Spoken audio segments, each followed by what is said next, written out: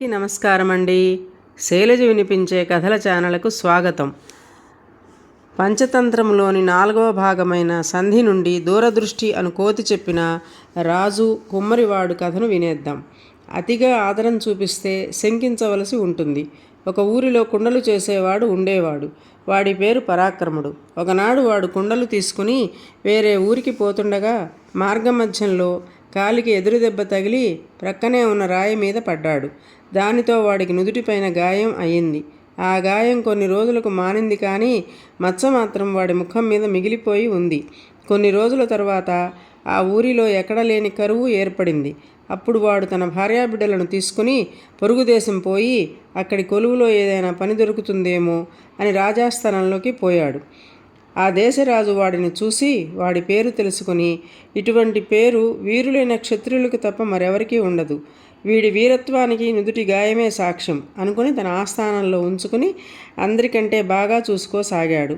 ఒకనాడు వివిధ దేశాల నుండి వచ్చిన వివిధ విద్యలలోని నిష్ణాతులు తమ తమ విద్యలను రాజుకు చూపసాగారు. మా వారు కూడా ఎందులోనూ తీసిపోరు అని తన వారి విద్యలను కూడా ప్రదర్శింపజేశాడు రాజు. కానీ ఎంతసేపటికి పరాక్రముడు ముందుకు రాకపోవడంతో రాజు వాడిని పిలిచి, నీవు ఏ విద్యను ప్రదర్శించడలేదు, కారణమేమిటి అని అడిగాడు. అప్పుడు వాడు, మహారాజా, నేను ఒక కుండలు చేసుకునేవాడిని, నాకు కుండలు చేయడం తప్ప మరేదీ రాదు అన్నాడు. ఆ మాటలకి రాజుకి ఆగ్రహం వచ్చి, మరి ఇన్నాళ్ళు నాకు ఈ విషయం చెప్పలేదేమిరా, తక్షణమే నీవు ఇక్కడి నుండి పో, లేనిచో నీ వల్ల నాకు తలవంపులు అన్నాడు అసహనంగా. రాజుగారి మాటలకు పౌరుషం వచ్చిన పరాక్రముడు, రాజా, తమరి ఆజ్ఞ అయితే నేను ఏదో ఒక విద్యను ప్రదర్శిస్తాను అన్నాడు. వాడి మాటలకు రాజు నవ్వుతూ, నీవు నక్కవలే డాంబికాలకు పోతున్నావు, ఆ పనికిమాలిన నక్క కథ చెప్తాను విను, దాని తరువాత ఏం చేయాలో నీకే అర్థమవుతుంది అంటూ ఇలా చెప్పసాగాడు. రాజు చెప్పిన పనికిమాలిన నక్క కథ. అతిగా పెట్టుకున్న సంబంధం దోషానికే హేతువు అవుతుంది. ఒక అడవిలో ఉంటున్న సింహానికి ఒకసారి 2 సింహపు కూనలు కలిగాయి. ఒకనాడు వేటాడుతుండగా మగసింహానికి చిన్న నక్కపిల్ల దొరికింది. నక్కపిల్లని తీసుకుపోయి ఆడసింహానికి ఇస్తూ, రాణి, ఇది చిన్న పసికూన కదా, అందుకే చంపాలంటే పంజా లేవలేదు, మన బిడ్డలకు ఇవ్వు, దీనితో ఆడుకుంటారు అన్నాడు. మన బిడ్డలతో పాటే ఇది కూడా పెరుగుతుంది అన్నది. ఆడసింహం అలాగే చేసింది. ఆనాటి నుండి ఆ నక్కపిల్ల సింహాలతో పాటే పెరిగింది. ఒకనాడు ఈ 3 అడవిలో పోతుండగా ఏనుగు ఒకటి ఎదురుపడింది. అప్పుడు నక్క, అమ్మో, ఏనుగు, తొందరగా పదండి అంటూ సింహం పిల్లల్ని అక్కడ నుండి తీసుకుని గుహకు వచ్చింది. ఆ విషయం తెలుసుకున్న ఆడసింహం నక్కను పిలిచి, చూడు నాయనా, నీ జాతి వేరు, మా జాతి వేరు, నీకు ఏనుగులంటే భయం, మాకు ఏనుగులంటే ప్రియం, చిన్నప్పుడైతే నీతో మాకు ఎటువంటి ఇబ్బంది రాదు, ఇప్పుడు నీవు పెద్దవాడివి అయిపోయావు, నీకు నీ జాతి లక్షణాలే వస్తాయి, కానీ సింహాలతో పెరిగినంత మాత్రాన సింహపు జాతి బుద్ధులు రావు కదా అన్నది. అప్పుడు ఆ నక్క పౌరుషంతో, అయితే నేను పోయి ఆ ఏనుగు దగ్గర నా తడాఖా చూపిస్తాను, సింహాలకు ఎందులో తీసిపోను అని నిరూపిస్తాను అన్నది నవ్వుతూ. దానికి ఆడసింహం నవ్వుతూ, నీవు ఆ విధంగా చేసినా నీ ప్రాణాలే పోతాయి, ఇక నువ్వు ఇక్కడ ఉండటం కంటే నీ జాతి వారి దగ్గరే ఉండటం మంచిది, కాబట్టి నీవు నీ జాతి వారిని చేరి హాయిగా జీవించు అన్నది. దానితో విషయం గ్రహించిన నక్క అక్కడి నుండి పోయి తన జాతిలో కలిసింది. కుమ్మరివానికి ఈ కథ చెప్పి, కాబట్టి నీవు కూడా పోయి నీ జాతిలో కలువు అన్నాడు రాజు నవ్వుతూ. ఈ కథ చెప్పిన దూరదృష్టి, తక్షణమే నీవు కూడా ఆ కమ్మరివాని వలె ఇక్కడి నుండి పో అన్నాడు. దానితో మందబుద్ధుడు, మిత్రమా దూరదృష్టి, నేను చేసిన తప్పును మన్నించు, నాతో పాటు రా, నా భార్యతో నీకు క్షమాపణలు చెప్పిస్తాను అన్నాడు. మందబుద్ధుడనే ఆ ముసలి మాటలకు ఎగతాళిగా నవ్వుతూ, నీ వంటి కాంతాదాసులు భార్యలకు చెప్పలేరు సరికదా, భార్యలు చెప్పినదే వింటారు, అందుకు ఉదాహరణగా నీకు నందుడు, వరరుచి అను వారి గురించి చెబుతాను విను అంటూ వారి వృత్తాంతాన్ని తెలుపసాగాడు. స్త్రీ లంపటుణ్ణి స్త్రీలు కూడా అవమానిస్తారు. ఒకానొక మహారాజ్యానికి అధిపతి నందుడు. అతడికి మహామంత్రి వరరుచి. వారిద్దరూ రాజకార్యములందు ఎంతటి ప్రతిభా పాటవములను చూపిస్తారో అంతగా తమ భార్యల వద్ద అడుగులకు మడుగులు ఒత్తేవారు. అనుక్షణం తమ భార్యలు ఏమి చెబితే అది వింటుండేవారు. ఒకనాడు రాజకార్యములపై సభలో ఎక్కువసేపు ఉండిపోయారు రాజు, మంత్రి. ఆ మాత్రానికే అలక వహించారు ఆ గయ్యాళి భార్యలిద్దరూ. నందుడు అంతఃపురం చేరుకుంటూనే, రాణి, ఎందుకంత అలుక? మా ఆలస్యానికి కారణాన్ని వేగుల ద్వారా తెలియజేశాము కదా అన్నాడు. దానికి ఆ నంగనాచి, అదంతా నాకు తెలియదు. మీరు నా వద్దకు ఆలస్యంగా వచ్చారు కాబట్టి నా దరి చేరవద్దు అన్నది కోపంగా. అప్పుడు మహారాజు నందుడు భార్యకి బానిసవుతూ, రాణి, నీవు ఏది చేయమంటే అది చేస్తాను అంటూ ఆమె పాదాల ముందు శిరస్సు వంచాడు. అప్పుడు ఆ దుష్టపత్ని తన భర్త రాజు అని కూడా చూడకుండా, అయితే మీరు ఈ రాత్రికి నా గుర్రము అని అతడిపై ఎక్కి అంతఃపురమంతా కలిగి తిరిగింది. నందుని స్థితి అలా ఉంటే వరరుచి పరిస్థితి ఇంకా ఘోరంగా ఉన్నది. భార్య అలుకకు కారణం తెలుసుకొని, ఏం చేయమంటే అది చేస్తాను అన్నాడు అంతటి మహామంత్రి. అయితే తక్షణమే పోయి గుండు చేయించుకుని నా వద్దకు రండి అంది ఆ చండాలి. అయ్యో, నా ముద్దుల భార్యామణి, నా తల బోడి అయితే అందరూ నన్ను వెటకారం చేస్తారు అని ఎంతగా చెప్పినా అది వినలేదు. చివరకు ఆ మంత్రి మహాశయుడు తన గయ్యాళి భార్య మంకు పట్టుకు తన శిరోజాలనే కానుకగా ఇచ్చుకున్నాడు. మరుసటి రోజు రాజు, మంత్రి ఇరువురు ఎదురుపడ్డారు. ఏంటి మహామంత్రి, మీ సరసుపై వెంట్రుకలు మీ భార్యకు సమర్పించారా అన్నాడు నందుడు. మరే, మహారాజు గుర్రం అయితే నేను తలబోడి అయ్యా అన్నాడు వరరుచి సిగ్గు లేకుండా. ఆ కథని పూర్తి చేసి, వారిలా నీవు భార్యాదాసుడివి, నీతో నాకు ఇక మాటలు అనవసరం, ఇక్కడి నుండి వెళ్ళు అన్నది దూరదృష్టి. అయ్యో, గుట్టుగా ఉండవలసిన విషయాన్ని దీని ముందు వెళ్ళగక్కాను. ఇప్పుడు ఇది లేకుండా వెళితే ఎలా అని బాధపడసాగాడు మందబుద్ధి. అంతలో అక్కడికి ఒక నాగు వచ్చి, ఓ మందబుద్ధి, నీవిక్కడ ఉన్నావా? నీవు కోతి గుండెకాయను తెస్తానని తనను నమ్మించి మోసం చేసి ఉంటావని భావించి నీ భార్యా కొడుకులిద్దరూ మరణించారు అని చెప్పింది. దాని మాటలు విని దుఃఖిస్తూ, అయ్యో, భార్యా బిడ్డలు మరణించారు, ఇక్కడ మిత్రుని స్నేహము నశించింది, రెంటికి చెడ్డ నక్క బతుకులా అయింది నా బతుకు అని బాధపడసాగింది మందబుద్ధి. మొసలి మాట విన్న సర్పము, ఎవరా నక్క, నీకు ఆ వృత్తాంతము తెలిస్తే చెప్పవా మందబుద్ధి అని అడిగింది. మందబుద్ధి అను మొసలి చెప్పిన రెంటికి చెడ్డ నక్క కథ. చేతిలో ఉన్నదానిని చిన్నచూపు చూస్తే కార్యం చెడుతుంది. ఒక అడవిలో ఆహారం కోసం తిరుగుతున్న ఒక నక్కకు మాంసం ముక్క దొరికింది. అది ఎంతో ఆనందంతో దానిని అక్కడే తినకుండా గంతులేస్తూ, అబ్బా, ఎంత మంచి ఆహారం దొరికిందో అనుకుంటూ తన గుహకు వెళ్ళసాగింది. తన గుహకు వెళ్ళే దారిలోనే చెరువు ఒకటి ఉంది. నక్క సరిగ్గా వెళ్లకుండా కక్కుర్తిపడి, ఈ ఆహారము నాకు సరిపోతుందో లేదో అనుకుంటూ చెరువులో ఉన్న చేపలను పట్టుకోవడానికి ఆగిపోయింది. అయితే నోటిలో ఉన్న మాంసము ముక్కతో చేపలు పట్టడం సాధ్యపడక మాంసం ముక్కని గట్టున ఉంచి చెరువులోకి వెళ్ళి చేపలను పట్టడానికి ప్రయత్నించసాగింది నక్క.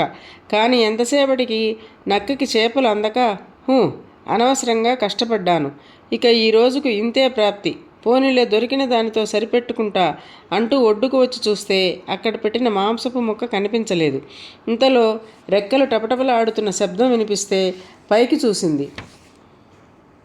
అక్కడ చెట్టుపై ఓ గ్రద్ద ఆ మాంసము ముక్కను తింటూ కనిపించింది. దానిని చూసిన నక్క, అయ్యో, రెంటికి చెడ్డ రేవడినయ్యానే అనుకుంటూ అక్కడ నుండి ఏడుస్తూ వెళ్ళిపోయింది. ఇది ఆ నక్క సంగతి అంటూ మందబుద్ధి సర్పముతో చెప్పింది. ఇంతలో ఒక చేప నీటిలో తేలుతూ అక్కడికి వచ్చి, ఓయ్ మందబుద్ధి, నీ భార్యా బిడ్డలు మరణించారని ఈ సర్పం నీకు చెప్పిందా? ఇప్పుడు నీకు నేను దుర్వార్త చెప్పబోతున్నా. అదేమిటంటే, మరొక మొసలి ఈ చోటును ఆక్రమించుకుంటున్నది. నీకు కష్టాల మీద కష్టాలు వచ్చి పడ్డాయి అన్నది జాలితో. అప్పుడు మందబుద్ధి, అయ్యో, నా నివాసము పోయి నా భార్యా బిడ్డలు పోతే నేను ఏ విధంగా బతకాలో నాకు తెలియడం లేదు. ఓ వానరమిత్రమా, నా దుఃఖము తిరిగే మార్గము నాకు తెలుపు అన్నది దూరదృష్టిని చూస్తూ. దానికి మౌనం వహించిన దూరదృష్టిని చూసి, ఓయి వానరోత్తమా, నీ మిత్రుడు అంతగా అడుగుతుంటే మాట్లాడవేం అన్నది చేప. మూర్ఖులకు ఎవరి సలహాలు నచ్చకు. ఎవరి అభివృద్ధి వినాశనమైన వారి చేతుల్లోనే ఉంటుంది.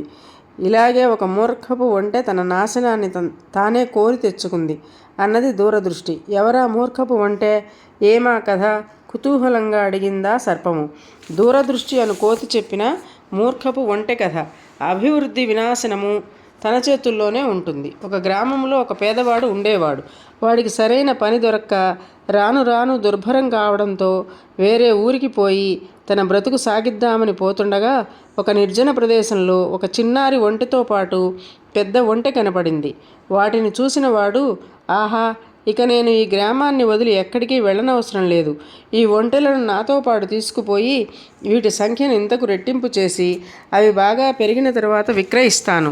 ఈలోపు ఏదో విధంగా ఇదివరకు పడిన కష్టాలనే పడుతూ ఉంటాను.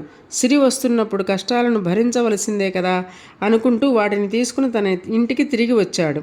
ఆ తరువాత అప్పు చేసి మరో ఒంటెను కొనుక్కొచ్చాడు. ఆ ఒంటెల జంట కాపురం చేసి అనేక పిల్లలను కన్నాయి. యజమానికి తాను అన్నిటికంటే ముందు తెచ్చిన ఒంటె పిల్లపై ఎక్కువ అభిమానంతో దాని మెడలో ఒక గంట కట్టి అన్నింటికంటే ఎంతో ముద్దుగా చూసుకోసాగాడు.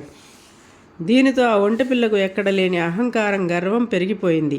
ఆ యజమాని ప్రతిరోజు వాటిని అడవికి తీసుకుపోయి ఆహారం తిన్నాక తిరిగి తీసుకువస్తుండేవాడు.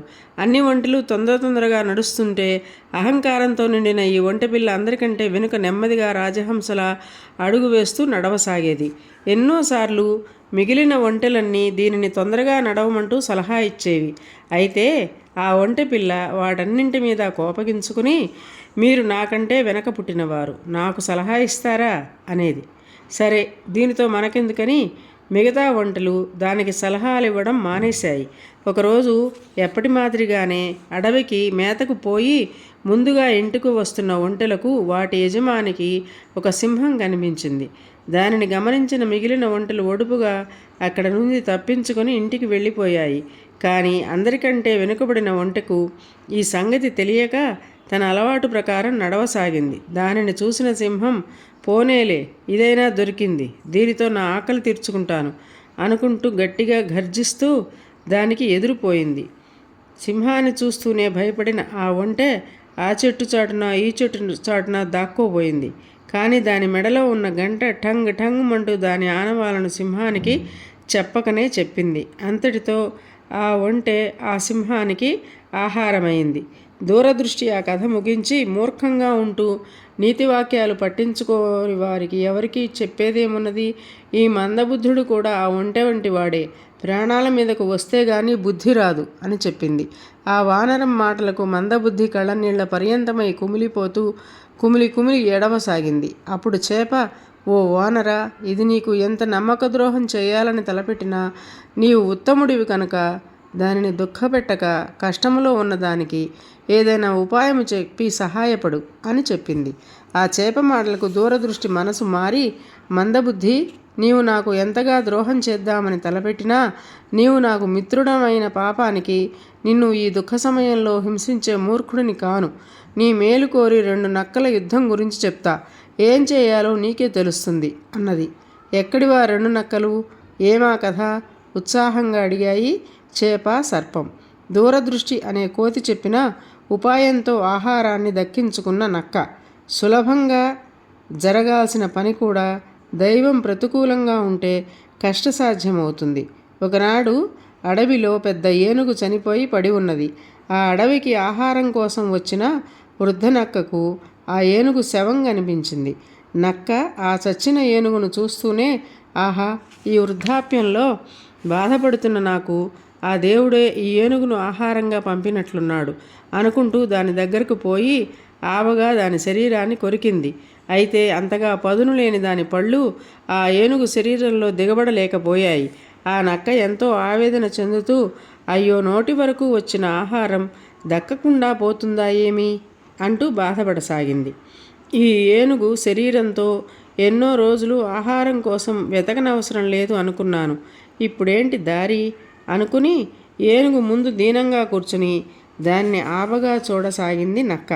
అప్పుడే ఆ దారిన ఓ సింహం వచ్చి, ఏంటి నక్క మామ, ఇంత ఆహారాన్ని ఎదురుగుండా ఉంచుకుని ఇలా దీనంగా కూర్చున్నావు అంది.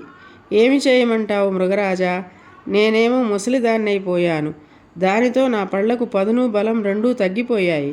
ఎంత ప్రయత్నించినా ఈ ఏనుగు శరీరం నా నోటికి తెగనంటుంది. పోనీ నీవేమైనా నాకు సాయం చేయగలవా అన్నది నక్క. నీకు తెలుసు కదా నక్క మామ, నేను తాజా ఆహారాన్ని తప్ప ఇలాంటి మురిగిపోయిన ఆహారాన్ని ముట్టనని. కాబట్టి నేను నీకు ఏ సహాయం చేయలేను. కావాలంటే పులిబావ ఇటే వస్తాడు కదా, దాని సాయం అడుగు అన్నది సింహం. అమ్మో, దాని సాయం కోరటమా? ఈ ఏనుగును చూస్తే ఒక్క దెబ్బ దీనిపై లంఘించి హాయిగా తినేస్తుంది. ఇక నాకేమి మిగులుతుంది? నీ సలహాలు ధన్యవాదాలు. నీ దారిన నీవు వెళ్ళు అన్నది నక్క. సరే, నాకు తోచిన సలహా నేను చెప్పాను, తరువాత నీ ఇష్టం. నీవనుకున్నట్లు ఆ పులి వచ్చి ఆహారం స్వాహా చేసిపోకుండా చూసుకో అంటూ అక్కడ నుండి వెళ్ళిపోయింది సింహం. వెళ్ళు వెళ్ళు, ఈ సంగతి నీవు నాకు చెప్పాలా? ఆ మాత్రం నాకు తెలుసులే అని. అమ్మో, నిజంగా ఈ సింహం చెప్పినట్లు ఆ పులి గనక ఇక్కడికి వస్తే నా ఆహారం స్వాహ అనుకొని పులి నిజంగా ఇటు వస్తే ఏం చేయాలా అని ఆలోచిస్తూ కూర్చున్నది నక్క. ఇంతలో నక్క భయపడినట్లుగానే పులి దాని వైపు వస్తూ కనిపించింది. అంతే, దాని గుండె కాస్త గొంతుకు అడ్డం పడింది. అబ్బా, అనుకోగానే ప్రత్యక్షమవ్వాలా ఈ పాడుపులి అనుకుంటూ పైకి మాత్రం రా పులి బావా రా అన్నది నక్క. ఏంటి నువ్వు ఇక్కడ ఉన్నావు? అది చచ్చిన ఏనుగు ఎదురుగా అన్నది పులి మహా ఆశ్చర్యంగా. నా ప్రారంధం అలా ఉంటే ఉండక ఏం చేస్తాను?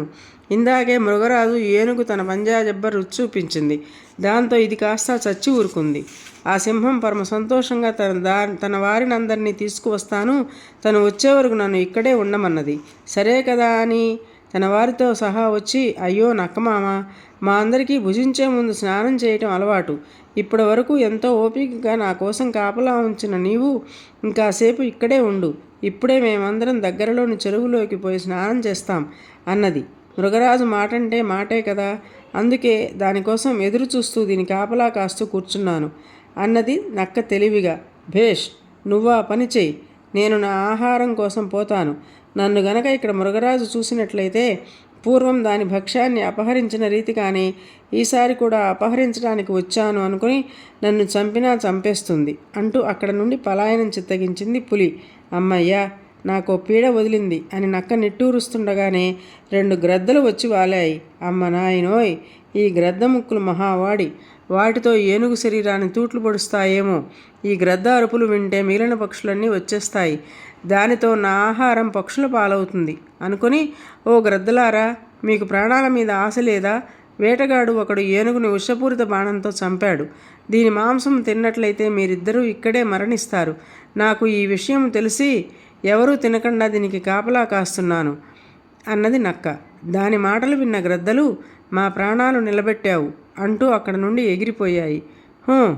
ఇంకా ఇక్కడ ఉంటే ఏం వస్తుందో ఏమో అని నక్క అనుకుంటుండగా ఒక చిరుత తన వైపే రావడం కనిపించింది. దీని పళ్ళు మహావాడిగా ఉంటాయి కనుక దీనిని మాయమాటలతో ఏనుగును కాస్త భక్షించేటట్లు చేసి తరువాత దీనిని ఇక్కడ నుండి పారిపోయేలా చేస్తాను అనుకుని, ఓ అల్లుడా రారా, ఏమా పరాకు, ఎదురుగా ఆహారం పెట్టుకొని చూడకుండా ఏదో ఆలోచనతో వస్తున్నట్లున్నావే అన్నది నక్క ఆ చిరుతకి ఆహ్వానం పలుకుతూ. మరే, ఇంత అడవిలో ఏనుగును ఎవరు ఇలా చంపారు? పైగా ఏ జంతువు ఇటు వచ్చిన ఛాయలు లేవేమిటి అన్నది చిరుత. నిజమే అల్లుడా, దీనిని వేటగాళ్ళు కొందరు దంతాల కోసం చంపారు. నేను ఇది చూశాను. మిగిలిన జంతువులకు ఈ సంగతి తెలియక దీనిని భక్షిద్దామని వస్తే వేటగాళ్ల ప్రమాదంలో పడతాయి కదా, అందుకే నేను ఇక్కడ ఉన్నాను. కానీ నిన్ను చూస్తుంటే ఆకలితో ఉన్నట్లున్నావు. నీవే ఏదో ఒక పని చెయ్యి. నేను వేటగాళ్ళు వస్తున్నప్పుడు నీకు చెబుతాను. ఈలోపు నీవు ఏనుగును ఆరగించు అన్నది. చిరుత దాని మాటలకు ఆనందించి ఆ ఏనుగు శరీరాన్ని తన వాడి అయిన పండ్లతో కొరికి కొద్ది కొద్దిగా తినసాగింది. తన పని నెరవేరింది అనుకున్న నక్క, అల్లుడా అల్లుడా పారిపో, వేటగాళ్ళు ఇటే వస్తున్నారు, నిన్ను చూస్తే వలలు వేసి పట్టుకుపోతారు, పారిపో అంటూ తాను కూడా పారిపోతున్నట్లు నటించి దూరంగా ఉన్న పొలాల్లోకి పరుగెత్తిపోయి దాక్కుంది. చిరుత నక్క మాటలకు భయపడి వెనక్కి తిరిగి చూడకుండా పారిపోయింది. అప్పుడు నక్క నవ్వుకుంటూ బయటకు వచ్చి ఏనుగు దగ్గరకు వెళ్ళసాగింది. ఇంతలో అక్కడికి ఒక నక్క వచ్చింది. అన్నింటినీ నా మాయోపాయంతో వెళ్ళగొట్టాను, కానీ ఇది స్వజాతిది. నాకు ఎన్ని తెలివితేటలైతే ఉన్నాయో దీనికి కూడా అన్నే ఉంటాయి కనుక దీనితో పోరాటం తప్పదు అనుకుని దానితో పోరాడి చంపి ఆ ఆహారాన్ని దక్కించుకొని రోజుల తరబడి దానిని తింటూ హాయిగా కాలం గడిపింది ఆ నక్క. దూరదృష్టి అనే వానరం ఆ కథ చెప్పి, ఈ కథలో లాగానే మందబుద్ధ, శత్రువు నీ జాతివాడు కానప్పుడు మాయోపాయంతో లొంగదీసుకోవాలి. కానీ స్వజాతిది అయినప్పుడు ప్రాణాలు ఒడ్డి విజయమో వీరస్వర్గమో తేల్చుకోవాలి. కాబట్టి నీవు పోయి ఆ మొసలి నీ జాతిదే గనుక దానితో పోరాడు. దాని అంతు చూసి నీ నివాసం నువ్వు దక్కించుకో అని చెప్పింది. మందబుద్ధి దూరదృష్టికి ధన్యవాదాలు చెప్పి మరోసారి తనను క్షమించమని కోరి సర్పము చేప తోడురాగా తన నివాసం వైపు వెళ్ళిపోయింది. పంచతంత్రం 4వ భాగమైన సంధి కథలను చెప్పిన విష్ణుశర్మ ఆ రాకుమారులతో, నాయనలారా, మనుషులైనా జంతువులైనా ఎవరైనా సరే తనకంటే బలవంతులతో సంధి చేసుకోవాలి, స్నేహం చేసుకోవాలి, తనని తన వారిని తెలివిగా కాపాడుకోవాలి. అలాగే తనతో సమానమైన వారితో యుద్ధం చేసి విజయం సాధించాలి. తనకంటే తక్కువ వారిని ఆదరించి అక్కున చేర్చుకుని తన వారిని చేసుకోవాలి. ఇదే రాజనీతి. ఈ నీతిని పాటించిన వారు కలకాలం సుఖంగా సంతోషంగా ఉంటారు అని తెలిపాడు. పంచతంత్రంలోని 4వ భాగమైన సంధి సమాప్తం.